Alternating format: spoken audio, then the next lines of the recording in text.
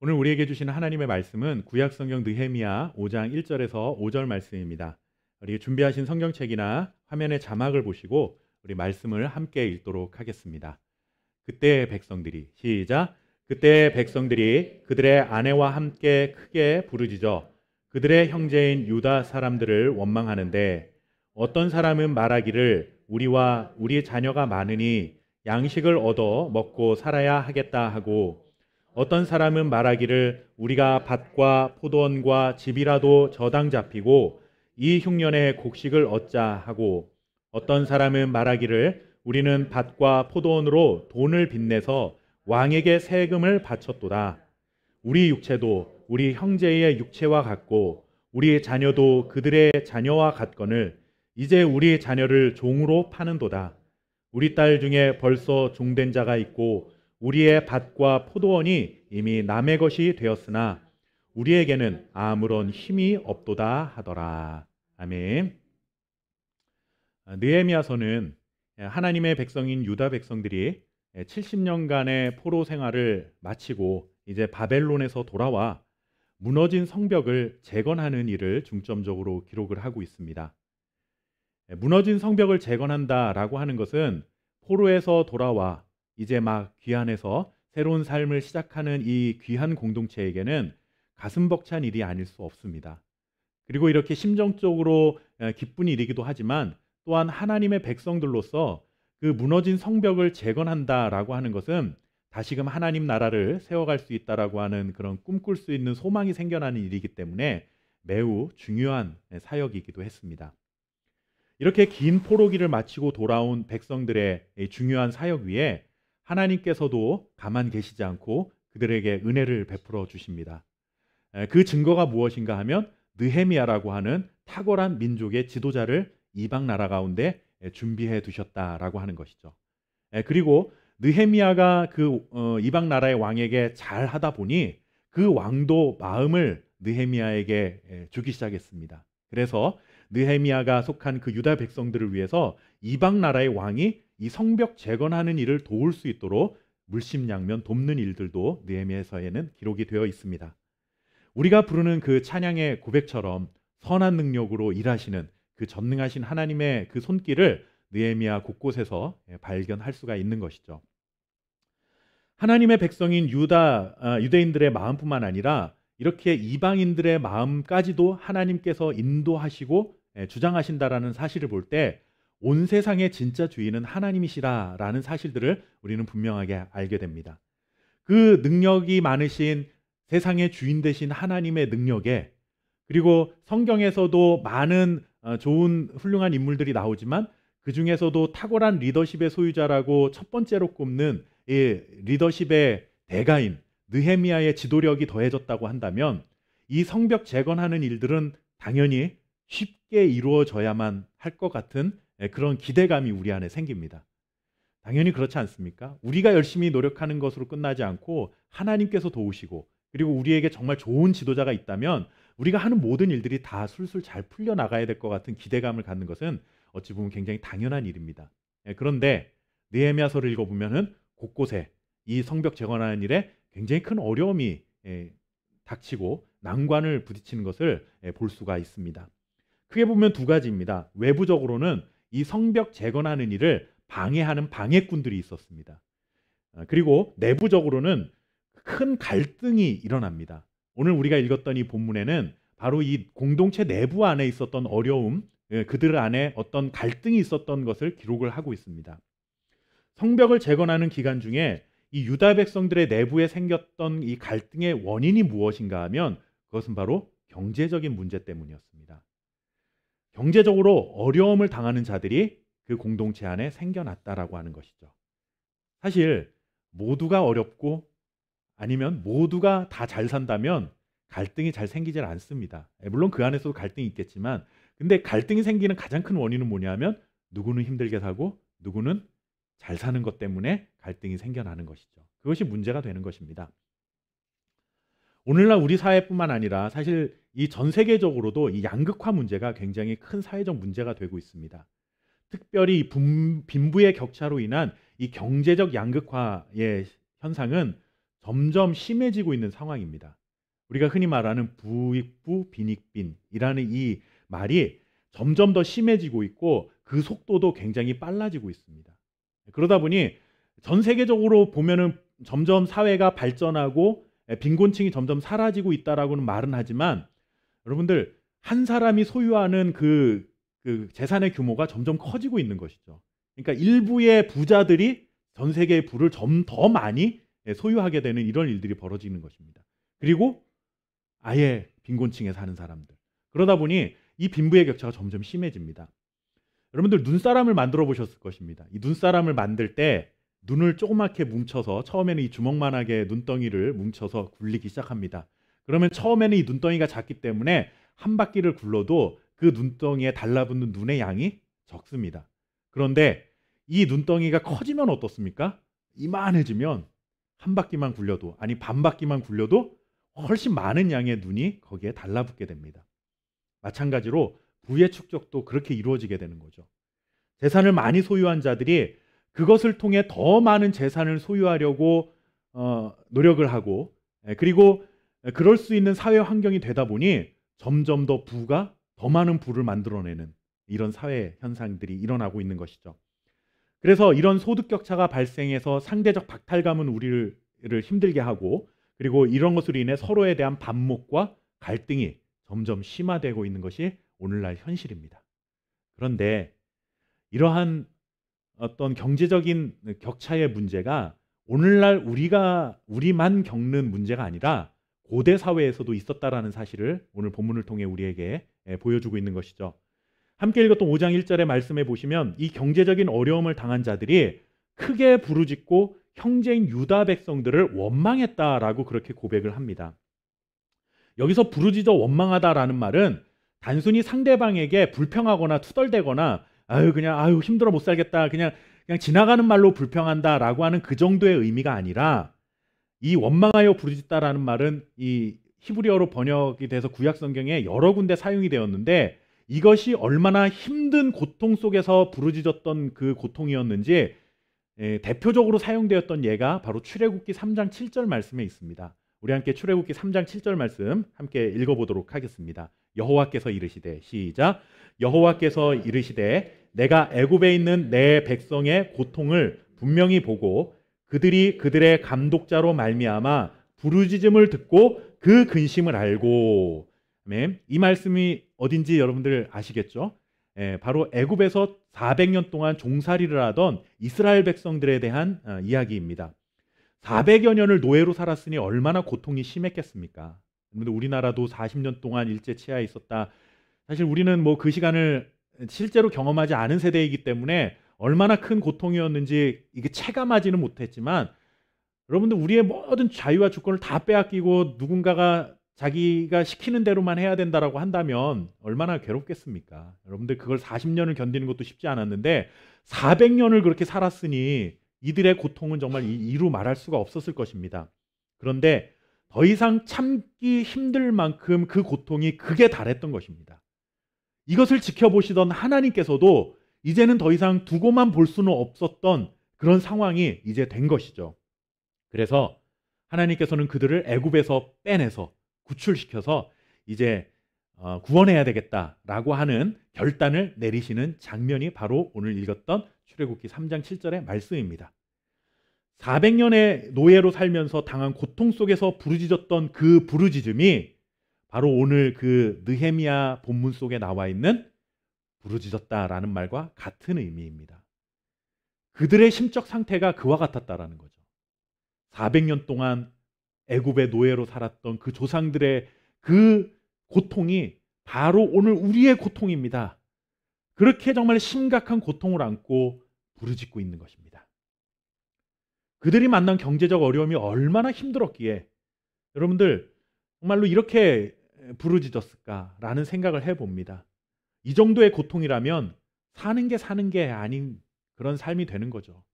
그걸 넘어서 우리가 흔한 말로 죽지 못해 산다, 혹은 정말 차라리 죽는 게 낫지 않겠냐라는 말을 입에 담을 정도로 정말로 심각한 고통을 그들이 지금 호소하고 있는 것입니다. 경제적인 문제가 얼마나 큰 어려움이 있기 때문에 이들이 이렇게 부르짖은 것일까? 여러분들 오늘 본문에서는 이들이 당한 경제적인 어려움의 상황을 세 가지로 표현을 하고 있습니다. 다시 한번 우리 읽었던 느헤미야 5장 2절부터 4절 말씀을 다시 한번 읽어보도록 하겠습니다. 어떤 사람은 시작.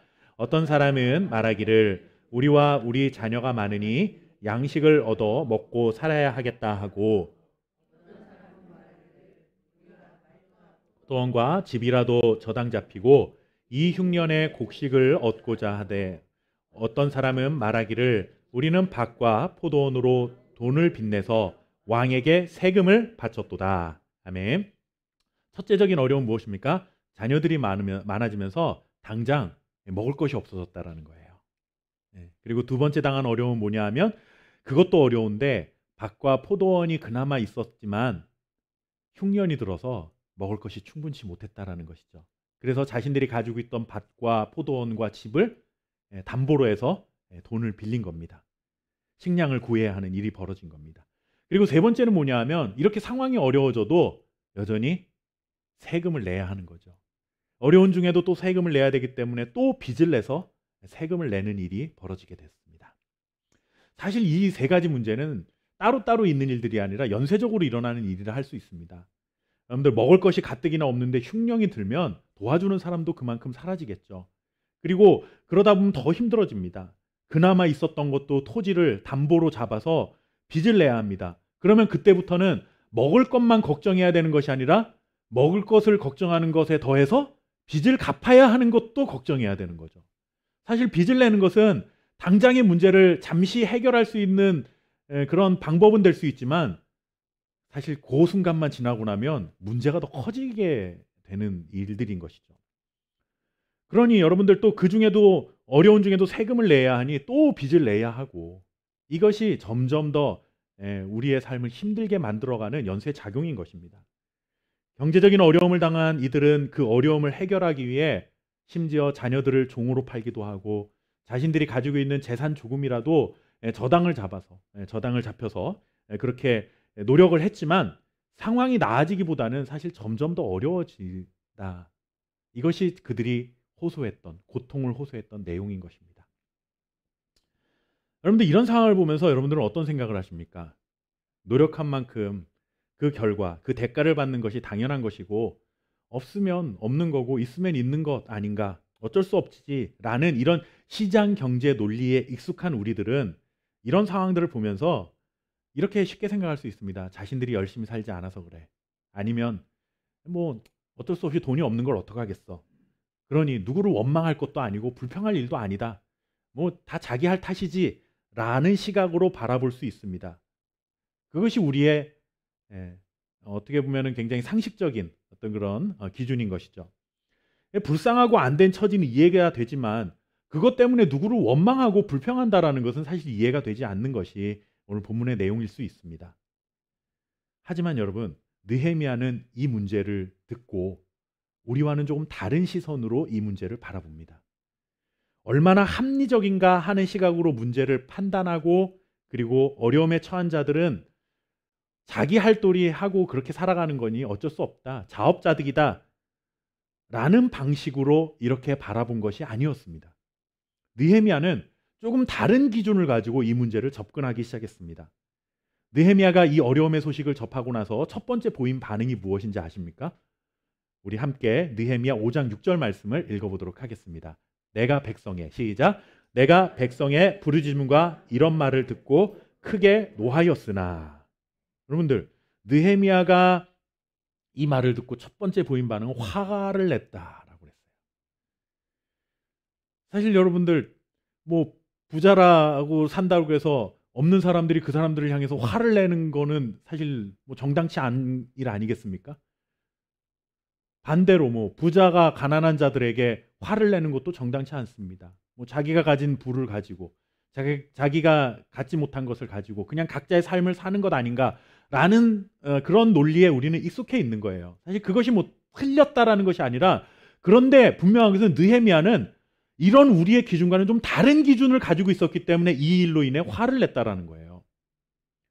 안타깝고 불쌍한 일이지만 어쩔 수 없는 일인 것 아닌가라는 생각이 드는데 왜 크게 화를 낸 것일까? 여러분들 그 이유에 대해 성경은 이렇게 전하고 있습니다. 우리 함께 느헤미야 5장 7절 말씀 함께 읽어보도록 하겠습니다. 깊이 생각하고 5장 7절 말씀 시작. 깊이 생각하고 귀족들과 민장들을 꾸짖어 그들에게 이르기를 너희가 각기 형제에게 높은 이자를 취하는도다 하고 대회를 열고 그들을 쳐서. 여러분들 느헤미야는 이 문제의 원인을 분명히 알고 있었습니다. 이들이 공동체가 어려움에 처하게 된 것은 가난한 자들이 열심히 살지 않은 결과 때문에 그들이 가난해진 것이 아니라 같은 동포임에도 불구하고 높은 이자를 취하는 이 지도층들의 잘못 때문이라는 사실을 지적한 것입니다. 우리도 종종 경험하는 일이 있습니다. 우리가 금융권에서 우리의 개인의 신용도가 낮아지면 대출을 받을 때 어려워지고 대출을 받더라도 그만큼 이자가 높아집니다. 왜냐하면 갚을 능력이 그만큼 상대적으로 낮기 때문에 위험도가 크다라는 것이죠. 근데 이렇게 대출을 받기 어려운 점을 이용해서 높은 이자를 요구하면서 쉽게 대출을 해주는 사람들, 그런 곳도 또 있습니다. 그런 곳에서 대출을 받으려면 여러분들 별로 많은 것을 요구하지도 않아요. 그런데 문제는 뭐냐면 굉장히 높은 이자를 요구한다라는 거죠. 심지어 불법적인 그런 일을 하는 사람들은 법률로 정해놓은 최고 이자보다도 더 많은 이자를 요구하면서 돈을 쓰게 만드는 거죠. 그런 곳에서 대출을 받으면 안 된다는 거, 빌리면 안 된다는 거 우리 누구나 다 알고 있습니다. 그거 모르는 사람이 누가 있겠습니까? 그런데 급한 불을 꺼야 되는 상황이 되면 내가 딱 한 달만, 딱 일주일만 급한 불 이거라도 좀 어떻게 꺼놓고 해봐야 되겠다라는 것 때문에 그곳에 발을 들여놓습니다. 사실 여러분들 그런 사람들을 우리가 본다면 어쩔 수 없는 일이라고 생각하고 남의 돈 사용했으니 비싼 이자라도 뭐 내야 된다면 어쩌겠는가, 뭐 이렇게 생각하는 우리 그런 세상 속에 우리가 살아가고 있습니다. 이자 받는 거 당연한 거 아니겠어? 남의 돈 빌린 거니까. 그런데 여러분들 오늘 이자 받는 문제를 가지고 느헤미야가 왜 이렇게 화를 낸 걸까요? 여러분들 그것은 왜 그런가 하면 당시 사회에서는 이것은 율법을 어기는 큰 범죄였기 때문에 그렇습니다. 우리 함께 신명기 말씀을 같이 한번 읽어보도록 하겠습니다. 신명기 23장 19절 20절 함께 읽겠습니다. 시작. 내가 형제에게 꾸어주거든 이자를 받지 말지니 곧 돈의 이자, 식물의 이자, 이자를 낼 만한 모든 것의 이자를 받지 말 것이라. 타국인에게 내가 꾸어주면 이자를 받아도 되거니와 내 형제에게 꾸어주거든 이자를 받지 말라. 그리하면 내 하나님 여호와께서 내가 들어가서 차지할 땅에서 내 손으로 하는 범사에 복을 내리시리라. 여러분들 하나님께서는 율법을 통해 이방인들에게는 돈을 빌려줬다면 그들에게는 이자를 받아도 괜찮지만 같은 동포인 이스라엘 백성들에게, 이스라엘 자손들에게 빌려주었다면 그것에 대한 이자는 받지 말아라 라고 분명하게 말씀하고 있습니다. 하나님 왜 그러셨는지는 뭐 우리가 왜 그러냐 뭐 이런 얘기는 뭐 사실 성경에 담겨져 있지 않기 때문에 하나님 왜 그러셨을까 뭐 이거에 대한 우리는 뭐 해석이 필요치 않은 말씀입니다. 하나님께서 그렇게 하라 하셨으니까 하나님의 백성들은 그 말씀을 따르는 것이 옳은 것이죠. 그런데 느헤미야 당시 이 귀한 공동체 내에서는 민족의 지도자들이라고 할 수 있는 귀족들과 민장들이 오히려 이 어려움을 당하고 있는 그 백성들의 어려움을 이용해서 지금 폭리를 취하고 있는 것입니다. 여러분들 백성들의 지도자라고 한다면 오히려 고통을 좀 돌봐줘야 하잖아요. 그것이 지도자들의 역할 아닙니까? 그런데 고통을 덜어주지는 못할 망정 그들의 고통을 이용해서 자신들의 재산을 늘리는 일에 지금 혈안이 되어 있는 것입니다. 느헤미야가 크게 화가 난 이유가 바로 여기에 있습니다. 율법을 어기고 더군다나 이웃의 어려움을 나 몰라라 할 뿐만 아니라 그들의 어려움으로 부를 축적하기에 바쁜 그들의 행태에 화가 난 것이죠. 느헤미야는 그래서 사람들을 모읍니다. 다 모이게 해서 대회를 열었다라고 합니다. 모임을 합니다. 그곳에서 잘못을 지적하고 그들의 잘못을 바로잡기 위해 대안을 제시합니다. 앞으로 이자를 받지 말아라 라고 말을 합니다. 그리고 여기까지만 해도 충분하다고 생각하는데 심지어 어떤 일까지 하면 그들에게 받은 돈이나 밭이나 양식을 원래 주인에게 돌려보내라 라고 말을 합니다. 대단한 일을 하는 거죠, 사실. 느헤미야의 말을 들은 이들은 다행히도 난 그렇게까지는 못하겠습니다 한 것이 아니라 그 말에 적극적으로 순종하고 그렇게 하겠다고 맹세를 합니다. 여러분들 여기까지만 해도 우리는 충분하다고 생각하지 않습니까?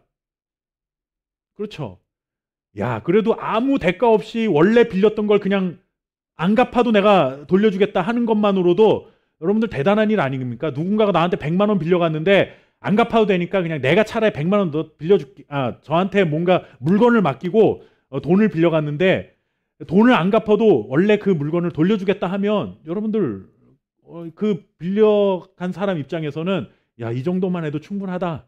뭐 그리고 돌려준 사람 입장에서도 내가 이 정도 했으면 그래도 은혜를 베푼 거 아니겠느냐라고 생각할 수 있는 충분한 상황이 벌어졌습니다. 그런데 느헤미야는 여기서 끝내지 않았어요.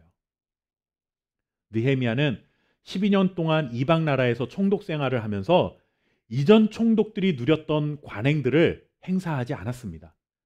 우리식으로 표현하자면 뭐 관용차, 뭐 나라에서 주는 집, 뭐 이렇게 활동비 이런 거 다 받지 않았다라는 거예요. 그런 거 행사하지 않은 것도 대단한 일인데 여러분들 심지어 이 사람은 총독으로서 받아야 될 월급도 받지 않았다라고 말합니다. 그리고 백성들을 토색하지도 않았고 세금을 내라고 압박을 가하지도 않았고 자신의 소유로 땅도 사지 않았다. 오히려 자신의 사비를 털어서 어려운 자들을 위해 날마다 식사를 준비했다라고 전합니다.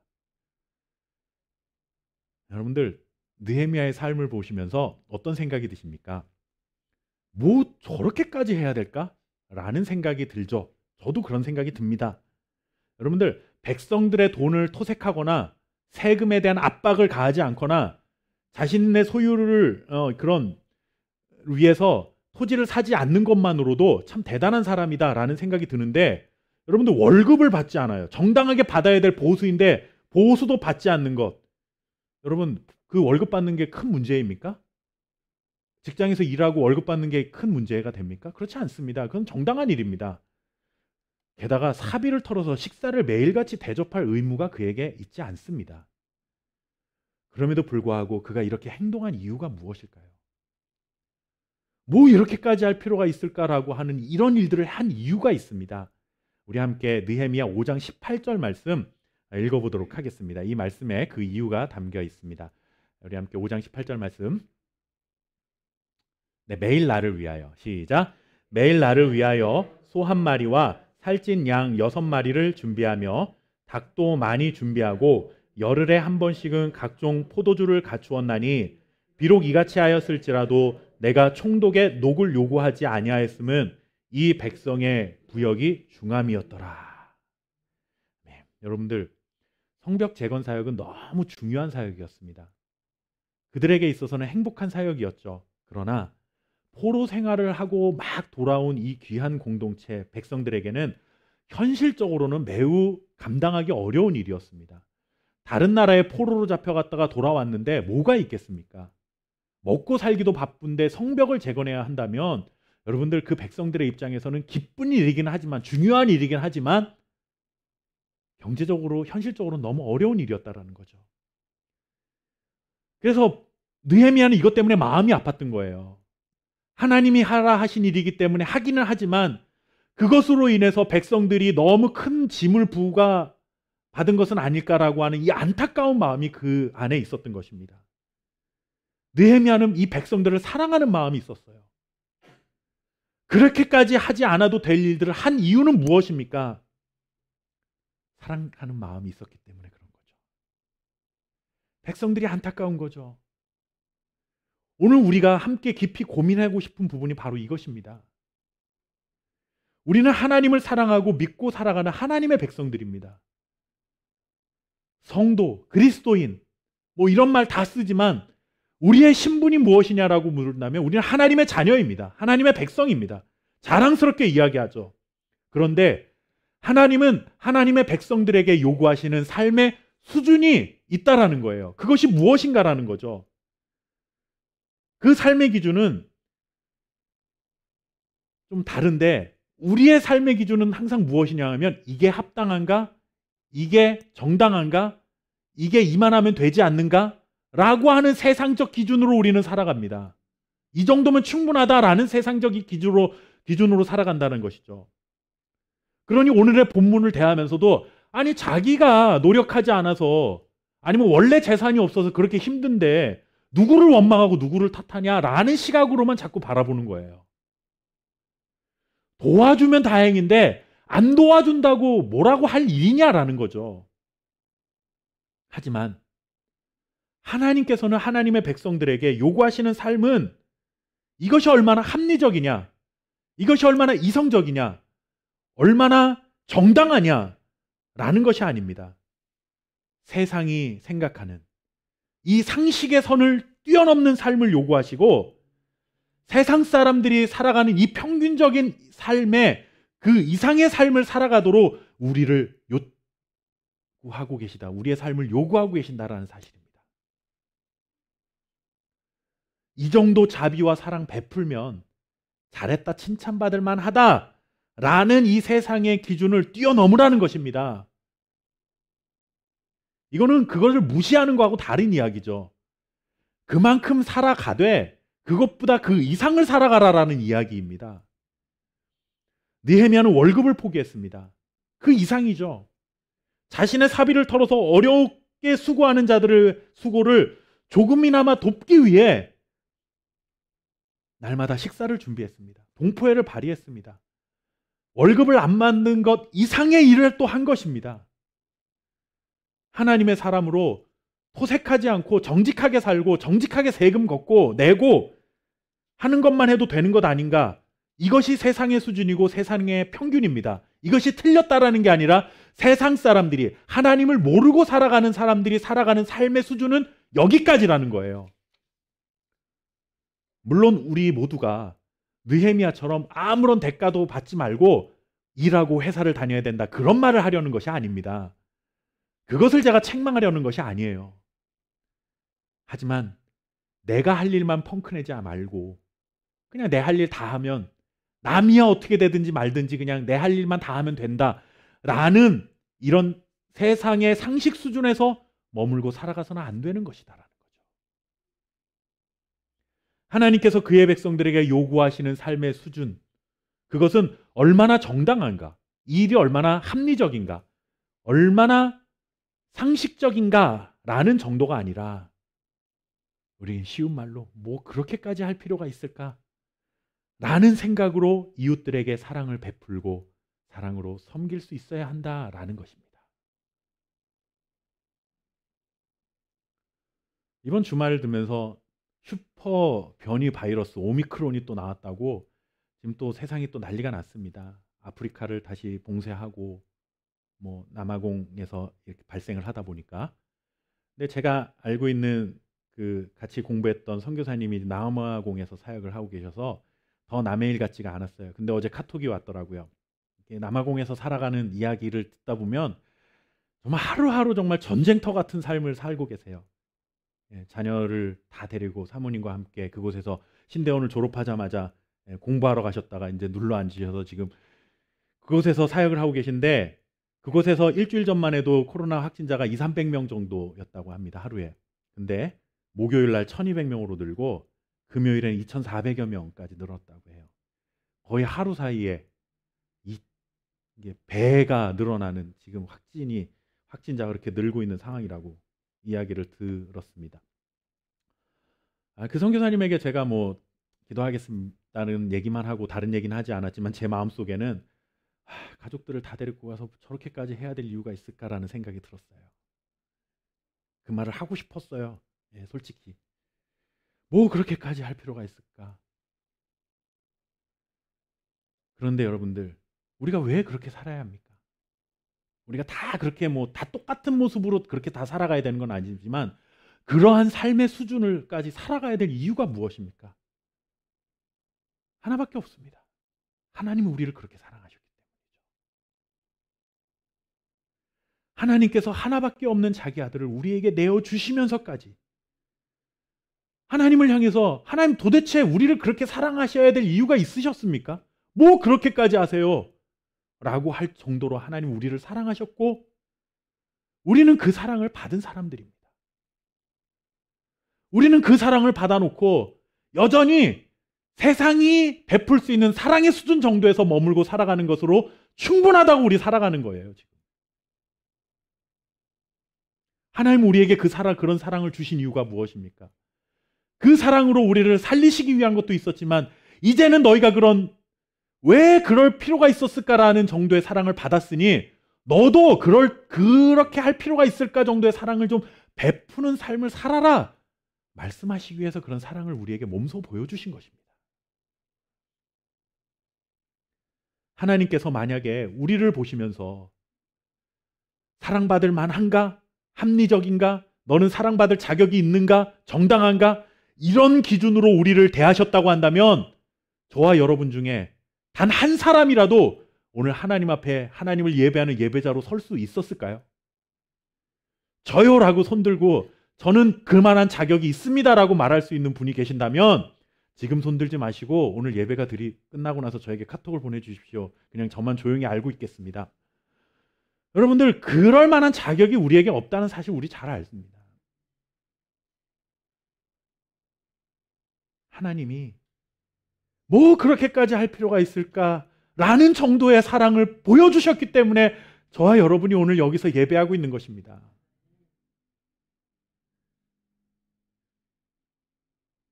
상식을 뛰어넘는 은혜를 우리가 경험했고 세상의 평균을 넘어서는 사랑을 우리가 받았잖아요.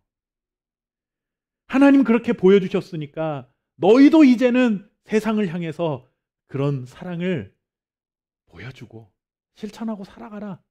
우리를 그렇게 불러주신 것입니다. 이게 하나님의 자녀라는 거예요. 내 할 일만 정직하게 하면 되지. 이 정도의 삶이 아니라 그 이상을 좀 살아가 봐라. 주님이 요구하고 계신 것이죠. 그런 삶을 살아갈 수 있는 힘이 어디에서 나옵니까? 사랑에서 나옵니다. 사랑. 하나님이 우리를 그렇게 사랑하셔서 평균 이상의 삶을 살아가셨던 것처럼 우리도 이웃들을 사랑하면 그런 평균 이상의 삶을 살아갈 수 있는 것입니다. 뭐 그렇게까지 할 필요가 있을까 하는 그 사랑을 실천할 때에 합리적이고 상식적인 수준으로 평균적으로 만들어지는 그런 살만한 정도의 세상이 아니라 하나님의 사랑으로 가득한 평균 이상의 정말로 살기 좋은 세상이 만들어지게 될 줄 믿습니다. 살만한 세상, 정말 좋은 세상은요, 경제적인 부를 가지고 만들어지는 것이 아니라 뭐 이렇게까지 해야 될 필요가 있을까라는 사랑으로 만들어지는 것입니다. 우리의 가정을 생각해 보십시오. 돈이 많으면 물론 할 수 있는 것들, 편리해지는 것들은 많습니다. 누리고 살아가는 것들도 많습니다. 내가 밥을 차려서 막 먹어야 되는지 않아도 누군가 돈이 많으면 누군가 다 나를 위해서 해줄 수 있는 그런 풍요로움들을 누릴 수 있겠죠. 그러나 여러분, 그것 때문에 마냥 행복할까요? 물론 행복의 한 요소는 될 수 있겠지만 그것이 마냥 행복한 것은 아니죠.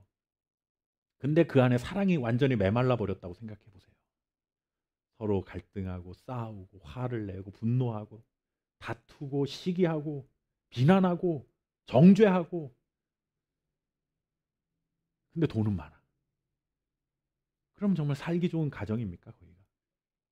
그렇지 않습니다. 여러분들 정말 살기 좋은 곳은 사랑으로 만들어지는 것이죠. 세상도 마찬가지입니다. 우리가 살만한 세상이 된 것은 하나님이 우리를 사랑하셨기 때문에 그런 거예요. 이제 이 사랑이 우리를 통해 세상 밖으로 전파되고 실천될 때에 이 세상도 정말 살기 좋은 세상이 될 수 있는, 세상이 만들어낼 수 있는 평균 이상의 세상이 될 수 있다는 사실입니다. 평균 그 이상의 삶의 수준으로 살아갈 수 있도록 우리를 하나님의 백성으로 불러주신 것을 감사하며 그러한 삶의 자리를 기쁨으로 살아갈 수 있는 저와 여러분 될 수 있기를 주님의 이름으로 축원합니다. 함께 기도하겠습니다. 살아계신 아버지 하나님, 우리를 하나님의 자녀로 불러주시고 하나님이 뭐 그렇게까지 하실 필요가 있을까라는 정말 이 세상의 상식을 뛰어넘는, 평균을 뛰어넘는 사랑을 베풀어 주심으로 우리를 하나님의 백성으로 불러주신 것을 믿습니다. 이제 우리가 그 사랑을 받았으니 이제 이 세상의 다른 이웃들에게 그 사랑을 실천하고 베풀므로 인하여 이 세상에 하나님의 사랑이 가득할 수 있도록 우리를 축복의 통로로 사용하여 주옵소서.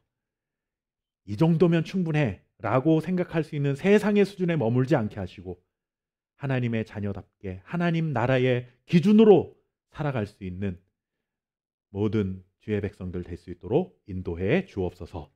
하나님, 우리를 그러한 수준 높은 삶에 살게 하시니 감사합니다. 그 은혜에 감사하여 오늘도 구별하여 하나님 앞에 물질을 구별하여 드립니다. 예물이 쓰이는 곳마다 하나님의 사랑이 증거되어 그 땅에 생명샘이 솟아나게 하시고 정말 살만한 세상이 되어지는 놀라운 은혜의 역사들이 일어날 수 있도록 주님 도와주옵소서. 또한 물질로 인하여 고통당하지 않도록 우리 구별하여 드리는 모든 하나님의 백성들 위해 하나님의 축복을 더하여 주시기를 간절히 소원하오며 이 모든 말씀 예수 그리스도의 이름으로 기도하옵나이다. 아멘.